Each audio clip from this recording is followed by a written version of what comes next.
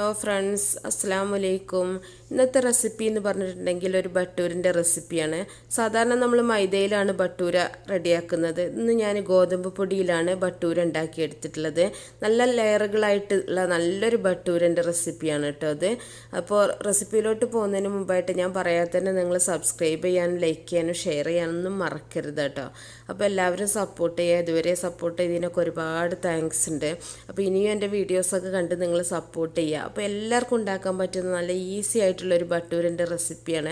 അപ്പോൾ മൈദ കഴിക്കാത്തവർക്കും പറ്റുന്ന നല്ലൊരു റെസിപ്പിയാണ് കേട്ടോ, ഗോതമ്പായതുകൊണ്ട്. അപ്പോൾ എല്ലാവരും ഉണ്ടാക്കി നോക്കുക, എന്നിട്ട് അഭിപ്രായങ്ങളൊക്കെ അറിയിക്കുക. അപ്പോൾ നമുക്ക് വീഡിയോയിലോട്ട് പോകാം. ആദ്യം തന്നെ ഒരു ബൗളെടുത്തിട്ട് ഞാൻ അതിലേക്ക് 3 കപ്പ് ഗോതമ്പ് പൊടിയാണ് ഇട്ട് കൊടുക്കുന്നത്. ഞാനിപ്പോൾ 3 കപ്പ് അളവിലാണ് ഇപ്പോൾ കാണിക്കുന്നത് കേട്ടോ. അപ്പോൾ നിങ്ങൾക്ക് അതിൽ കുറച്ചിട്ടാണെങ്കിൽ ബാക്കി ഇൻഗ്രീഡിയൻസ് ഒക്കെ അതുപോലെ തന്നെ കുറച്ചെടുക്കുക, കൂട്ടിയിട്ടാണെങ്കിൽ ബാക്കിയുള്ള ഇൻഗ്രീഡിയൻസും കൂട്ടിയെടുക്കുക. ഇതിലേക്ക് ഞാൻ 3 ടേബിൾ സ്പൂൺ റവയാണ് ചേർത്ത് കൊടുക്കുന്നത്. അപ്പോൾ ഒരു കപ്പിന് 1 ടേബിൾ സ്പൂൺ എന്നുള്ള രീതിയിലാണ് ഞാൻ എടുത്തിട്ടുള്ളത്. ഇതിലേക്ക് ആവശ്യത്തിനുള്ള ഉപ്പ് ഇട്ട് കൊടുക്കുക. അതുപോലെ തന്നെ 1 ടീസ്പൂൺ പഞ്ചസാര ചേർത്ത് കൊടുക്കുന്നുണ്ട്. ഷുഗർ ഉള്ളവരാണെങ്കിൽ പഞ്ചസാര ഒഴിവാക്കുക കേട്ടോ. ഇതിലേക്ക് ഒരു 1/2 ടീസ്പൂൺ ബേക്കിംഗ് പൗഡറാണ് ചേർക്കുന്നത്. ബേക്കിംഗ് സോഡ അല്ല, ബേക്കിംഗ് പൗഡറാണ്. ഇതും കൂടെ ചേർത്തിട്ട് നന്നായിട്ട് നമുക്കിതൊന്ന് മിക്സ് ചെയ്ത് കൊടുക്കാം. ഇപ്പോൾ സാധാരണ നമ്മൾ മൈദയിലാണല്ലോ ചെയ്യാറുള്ളത്. അപ്പോൾ ഇതുപോലെ ഗോതമ്പ് പൊടിയിൽ നിങ്ങളൊന്ന് ചെയ്ത് നോക്കുക കേട്ടോ. ഇതിലേക്ക് 3 ടേബിൾ സ്പൂൺ അധികം പുളിപ്പില്ലാത്ത തൈരാണ് ഞാൻ ചേർത്ത് കൊടുക്കുന്നത്. ഒരുപാട് പുളിയുള്ള തൈര് എടുക്കരുത് കേട്ടോ. അപ്പോൾ ബട്ടൂരൊക്കെ ആ ഒരു പുളിപ്പുണ്ടാവും. അപ്പോൾ നമ്മൾ അധികം പുളിപ്പില്ലാത്ത തൈര് വേണം ചേർത്ത് കൊടുക്കാനായിട്ട്. അപ്പോൾ തൈരും കൂടെ ചേർത്തിട്ട് നമുക്ക് കൈ വെച്ചിട്ട് നന്നായിട്ട് എല്ലാ ഭാഗത്തേക്കും ആകാൻ വേണ്ടിയിട്ട് ഒന്ന് കൈ വെച്ചിട്ട് തന്നെ ഒന്ന് മിക്സ് ചെയ്യാം. ഈ തൈരിന് പകരം നിങ്ങൾക്ക് മോരെടുത്തിട്ട് ബട്ടർ മിൽക്ക് എടുത്തിട്ട് അത് വെച്ചിട്ട് കുഴച്ചെടുത്താലും മതി മാവ്. ഇതിലേക്ക് ആവശ്യത്തിനുള്ള വെള്ളം ഒഴിച്ചിട്ട് നമുക്ക് പൂരീൻ്റെ ആ ഒരു പാകത്തിൽ ഇതൊന്ന് കുഴച്ചെടുക്കാം. ഒരുപാട് ലൂസാക്കിയിട്ട് കുഴക്കരുത്. അപ്പോൾ നമ്മൾ ഫ്രൈ ചെയ്യുന്ന സമയത്ത് നന്നായിട്ട് തന്നെ എണ്ണ കുടിക്കും. അപ്പോൾ കുറച്ച് ടൈറ്റായിട്ട് വേണം നമ്മൾ ഈ മാവ് കുഴച്ചെടുക്കാനായിട്ട്. പൂരിയൊക്കെ ചെയ്യുന്ന സമയത്ത് ഉള്ള ആ ഒരു പോലെ തന്നെ ചെയ്താൽ മതി. അപ്പോൾ നന്നായിട്ട് തന്നെ കൈ വെച്ചിട്ട് ഒന്ന് കുഴച്ചെടുക്കുന്നുണ്ട് ഞാൻ. വെള്ളം കൂടി പോകാതെ ശ്രദ്ധിക്കട്ടെ. കുറേശ്ശെ ഒഴിച്ചിട്ട് കുഴച്ചെടുത്താൽ മതി. അപ്പോൾ പിന്നെ വെള്ളം കൂടുന്ന പ്രശ്നം ഉണ്ടാവില്ല. അപ്പോൾ ഇതുപോലെ കുഴച്ച് വെച്ചിട്ടുണ്ട് ഞാൻ. ഇനി കുറച്ചൊന്ന് ഓയിലും കൂടെ ഒന്ന് തൂയിട്ട് ഞാൻ ഒന്നുകൂടെ ഒന്ന് കുഴച്ചെടുക്കുന്നുണ്ട്. നമ്മൾ ഈ കുഴച്ച് വെച്ചിട്ടുള്ള മാവ് ഇതൊരു 2 മണിക്കൂറെങ്കിലും നമ്മൾ എന്തായാലും വെക്കണം കേട്ടോ, റെസ്റ്റ് ചെയ്യാനായിട്ട്. ബേക്കിംഗ് പൗഡർ അതുപോലെ നമ്മൾ തൈരൊക്കെ ചേർത്തുകൊണ്ട് തന്നെ മാവ് കുറച്ച് ഇരുന്നിട്ട് വേണം നമ്മളിത് പൊരിച്ചെടുക്കാനായിട്ട്. നല്ല നമ്മൾ ഫ്രൈ ചെയ്യുന്ന സമയത്ത് നന്നായിട്ട് തന്നെ പൊങ്ങി വരുള്ളൂ. അപ്പോൾ ഞാൻ 2 മണിക്കൂർ വരെ ഒന്ന് അടച്ചു വെക്കുന്നുണ്ട്. അപ്പോൾ 2 മണിക്കൂർ കഴിഞ്ഞതിന് ശേഷമാണ് ഞാനിപ്പോൾ കാണിക്കുന്നത് കേട്ടോ. ഇനി നമുക്കിത് ഓരോ ചെറിയ ഉരുളകളാക്കിയിട്ടൊന്ന് മുറിച്ചെടുക്കാം. ഇപ്പോൾ പൂരിനേക്കാളും കുറച്ച് വലുപ്പത്തിലാണ് ഞാൻ ബോൾസുകളാക്കിയിട്ട് എടുക്കുന്നത്. അപ്പോൾ അതൊക്കെ നിങ്ങളുടെ ഇഷ്ടത്തിനനുസരിച്ച് ചെയ്താൽ മതി. പൂരി കുറച്ച് ചെറുതാണല്ലോ, ബട്ടൂര എന്ന് പറയുമ്പോൾ നമ്മൾ ഒരു വലിയ പൂരിയാണല്ലോ എപ്പോഴും കാണാറുള്ളത്. അപ്പോൾ അതിനനുസരിച്ചിട്ട് ചെയ്യാം നിങ്ങൾ. അപ്പോൾ ഇത്രയും വലുപ്പത്തിലാണ് ഞാൻ എടുത്തിട്ടുള്ളത്. ഇനി ഞാനൊരു വ്യത്യസ്തമായിട്ട് രീതിയിലാണ് ഞാൻ പരത്തിയെടുക്കുന്നത്. ഞാൻ ആദ്യം ഒന്ന് പ്രസ്സിലിട്ടൊന്ന് അമർത്തിയെടുത്തിട്ടുണ്ട്. ഇതിൻ്റെ മുകളിൽ ഞാൻ കുറച്ചൊന്ന് ഓയിലൊന്ന് തേച്ച് കൊടുക്കുന്നുണ്ട്. ഇനി ഇതിൻ്റെ മേലെ ഞാൻ കുറച്ച് പൊടി ഒന്ന് തൂവി കൊടുക്കുന്നുണ്ട്. ഞാൻ ലെയറുകളായിട്ട് കിട്ടാൻ വേണ്ടിയിട്ടാണ് ഇതുപോലെ ചെയ്യുന്നത് കേട്ടോ. നമ്മുടെ ഉൾഭാഗം ബട്ടൂരൻ്റെ ഉൾഭാഗം ലെയറുകളായിട്ട് കിട്ടാൻ വേണ്ടിയിട്ടാണ്. അപ്പോൾ ഇതിൻ്റെ മുകളിൽ ഞാൻ കുറച്ച് ഓയിൽ സ്പ്രെഡ് ചെയ്യുന്നുണ്ട്. അതുപോലെ പൊടിയൊന്ന് ഇട്ട് കൊടുക്കുക. ഇനി അടുത്തതും ഞാൻ ഇതുപോലെ വെച്ച് കൊടുക്കുന്നുണ്ട്. നമ്മൾ ഓരോന്നും ഞാൻ ആദ്യം ചെയ്തെടുക്കുന്നത് പ്രസ്സിലൊന്ന് അമർത്തിയിട്ടാണ്. ഇതിങ്ങനെ ആകുമ്പോൾ നിങ്ങൾക്ക് കുറച്ചുകൂടി ഈസി ആയിട്ട് ചെയ്യാൻ പറ്റും. ഓരോന്നായിട്ട് നമ്മൾ പരത്തിയെടുക്കുന്നേക്കാളും ഈസിയാണ്. അപ്പോൾ അല്ലാന്നുണ്ടെങ്കിൽ നിങ്ങൾ സാധാരണ പൂരി ചെയ്യുന്ന പോലെ തന്നെ ഓരോന്നും പരത്തിയിട്ട് ഫ്രൈ ചെയ്താൽ മതി. ഇങ്ങനെ ചെയ്യണമെന്നൊരു നിർബന്ധമില്ല കേട്ടോ. ഇതുപോലെ ചെയ്യണമെങ്കിൽ നിങ്ങൾക്ക് ഉൾഭാഗത്ത് നല്ല ലെയറുകളായിട്ട് തന്നെ ബട്ടൂര കിട്ടും. ഇനി നമുക്കൊരു ചപ്പാത്തി റോളർ വെച്ചിട്ട് നന്നായിട്ട് തന്നെ ഒന്ന് പരത്തിയെടുക്കാം. അപ്പോൾ വലിയതാക്കിയിട്ട് പരത്തുകയാണെന്നുണ്ടെങ്കിൽ ഒരു 4-5 ബോൾസ് ഒന്നിച്ച് വെച്ചിട്ട് നിങ്ങൾ പരത്തുകയാണെന്നുണ്ടെങ്കിൽ ഒന്നും തന്നെ നിങ്ങൾക്ക് 3-4 ബട്ടൂര മുറിച്ചെടുക്കാൻ പറ്റും. അങ്ങനെ ആകുമ്പോൾ കുറച്ചുകൂടെ ഈസി ആയിരിക്കും. അപ്പോൾ നമ്മളിത് ചെയ്യുന്ന ഒരു 2 ബട്ടൂരൊക്കെ ഉള്ള ഇത് നമുക്ക് മുറിച്ചെടുക്കാൻ പറ്റുള്ളൂ. അപ്പോൾ പരത്തി വെച്ചിട്ടുണ്ട്. ഇനി എന്തെങ്കിലും ഒരു ഇതിൻ്റെ അടപ്പോ എന്തെങ്കിലും വെച്ചിട്ട് നിങ്ങൾ ഒന്ന് കട്ട് ചെയ്തെടുക്കുക.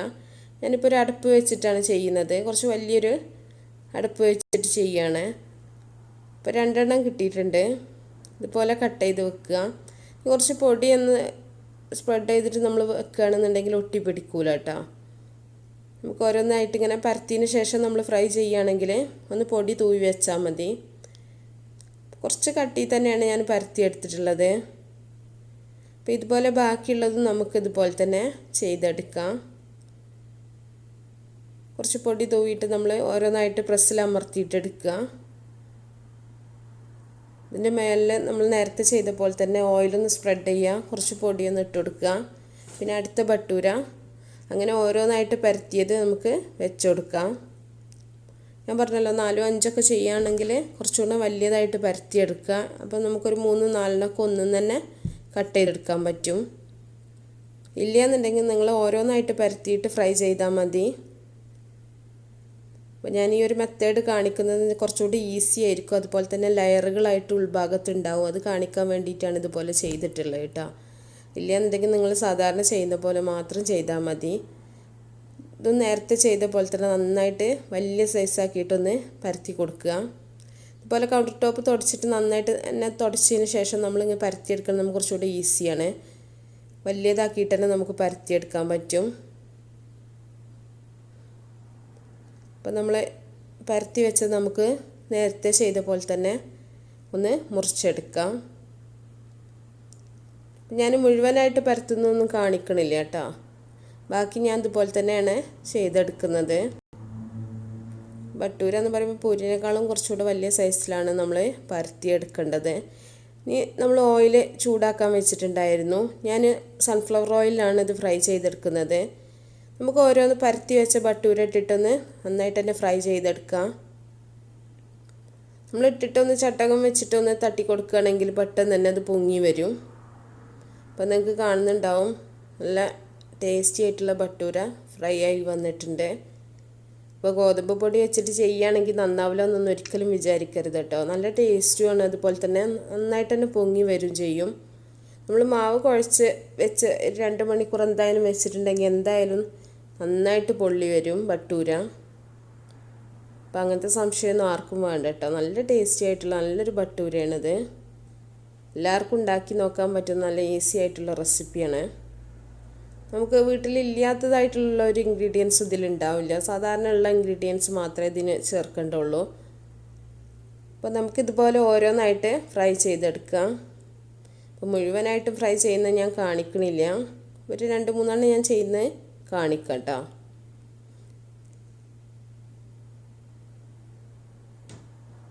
അപ്പോൾ വലിയ ചട്ടിയിലൊക്കെ കുഴിയുള്ള ചട്ടിയിലൊക്കെ വെക്കുകയാണെങ്കിൽ കുറച്ചും കൂടെ നന്നാവും. അപ്പോൾ ഞാൻ എൻ്റെ അടുത്തുള്ള ചട്ടി കുറച്ച് ചെറിയ സൈസ് ആയതുകൊണ്ട് നമ്മുടെ സൈഡിലൊക്കെ തട്ടിപ്പോകുമെന്ന് വിചാരിച്ചിട്ടാണ് ഞാൻ ഇതുപോലെ ഒരു പാൻ എടുത്തിട്ടുള്ളത്. അപ്പോൾ അത് നിങ്ങളുടെ ഇഷ്ടത്തിനനുസരിച്ചിട്ട് എടുത്താൽ മതി. ഇതുപോലെ നമുക്ക് എല്ലാം ഒന്ന് ഫ്രൈ ചെയ്തെടുക്കാം. സാധാരണ ബട്ടൂരൊക്കെ ചോല ബട്ടൂര നമ്മുടെ കടല വെച്ചിട്ടാണ് കറി ഉണ്ടാക്കാറുള്ളത്. അപ്പോൾ ഞാനിന്ന് കടലക്കറിയല്ല കേട്ടോ ഉണ്ടാക്കിയിട്ടുള്ളത്. ഞാൻ ഉരുളക്കിഴങ്ങ് മസാലയാണ് ഉണ്ടാക്കിയിട്ടുള്ളത്. അപ്പോൾ നമ്മുടെ ബട്ടൂര ഇവിടെ റെഡി ആയിട്ടുണ്ട്. അപ്പോൾ ഉരുളക്കിഴങ്ങ് മസാലയും കൂട്ടിയിട്ട് നമുക്കിത് നന്നായിട്ട് തന്നെ കഴിക്കാൻ പറ്റും. നല്ല ടേസ്റ്റാണ്. അപ്പോൾ ഉൾഭാഗം നിങ്ങൾക്ക് കാണുന്നുണ്ടാവും ലെയറുകളായിട്ടാണ് ഇതിൻ്റെ ഉൾഭാഗം നിൽക്കുന്നത്. അപ്പോൾ നമ്മൾ അങ്ങനെ പരത്തിയെടുത്തതുകൊണ്ടാണ് ഇതുപോലെ ലെയറുകളായിട്ട് നമുക്ക് കിട്ടിയിട്ടുള്ളത് കേട്ടോ. അപ്പോൾ നല്ല ടേസ്റ്റാണ് ഇത് കഴിക്കാനായിട്ട്. അപ്പോൾ എല്ലാവരും ഉണ്ടാക്കി നോക്കിയിട്ട് അഭിപ്രായങ്ങളൊക്കെ അറിയിക്കുക. അപ്പോൾ നല്ല റെസിപ്പികളൊക്കെ ആയിട്ട് ഇൻഷാ അല്ലാഹ് അടുത്തൊരു വീഡിയോയിൽ കാണാം. Okay, by.